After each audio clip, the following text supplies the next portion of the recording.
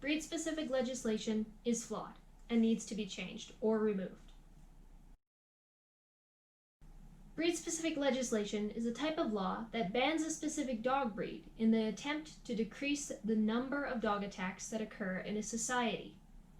The problem with breed-specific legislation is that it doesn't actually lower the risk of dog attacks in a society. Many people believe that specific dog breeds need to be banned because they have a higher potential to cause damage. It is true that some dogs can cause more damage than others, but if a law is enacted that bans dogs based on the level of damage they can cause, most large breed dogs would be banned, just because they are bigger and could cause harm. Capability of damage does not equate to public risk. Think about the Great Pyrenees. This dog is bred to protect livestock and often goes and kills predators or anything that will threaten the herd. That is their job. But just because they are capable of doing such things doesn't mean that they are a risk to society. Some people believe that specific dog breeds are more aggressive. People often think about the pit bull when they think of this. A common misconception is that specific dog breeds are more aggressive naturally and thus must be banned. A research article in the Irish Veterinary Journal analyzed dog bite data on legislated and non-legislated dog breeds, and no indication that any specific breed was more aggressive than any other was found. All dogs have the potential to be aggressive, regardless of breed. A common misconception is that breed-specific legislation lowers the public risk of dog bites. A peer-reviewed research article on the effect of breed-specific legislation on the level of hospital-treated dog bites found that most bites occur in a private space. This means that the level of public risk does not change when a breed-specific legislation is enacted. Breed-specific legislation paints a single breed, or whatever breed they're deciding to ban, with the same brush, without regard for the temperament of specific dogs. This is absolutely detrimental and works against the goals of the law.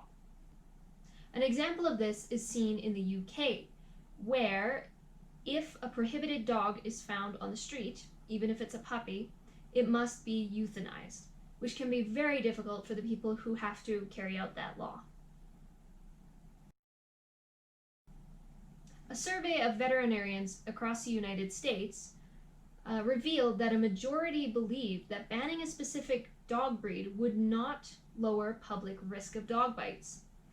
To solve the risk, many endorsed the education and legal responsibility of dog owners. Because people love dogs. They love the loyalty that dogs show, and they love that dogs give unconditional love. Owners really want what's best for their dog, but often do not have the education, or in some cases they are negligent because they don't understand. Negligence and ignorance is the main problem. In place of breed-specific legislation, a policy should be enacted that educates owners of the risks of negligence or improper training and introduces heavy consequences to the owner in the case of their dog breaching good conduct. This would serve to do two things: make the owner aware of their responsibility to themselves, the dog, and the public, and make the owner aware of the consequences, which could be from anywhere from a heavy fine to the destruction of the animal. This would make sure that most owners would be certain to be careful and actually consider how to train their dog properly, or not put their dog in a position where they could injure a member of the public. Breed-specific legislation is flawed and really does need to be changed. It does not solve the problem it was meant to solve. So it would be easier to enact a better policy. Because breed-specific legislation has so many flaws, the best course of action is to change it. Thank you for taking the time to watch this video.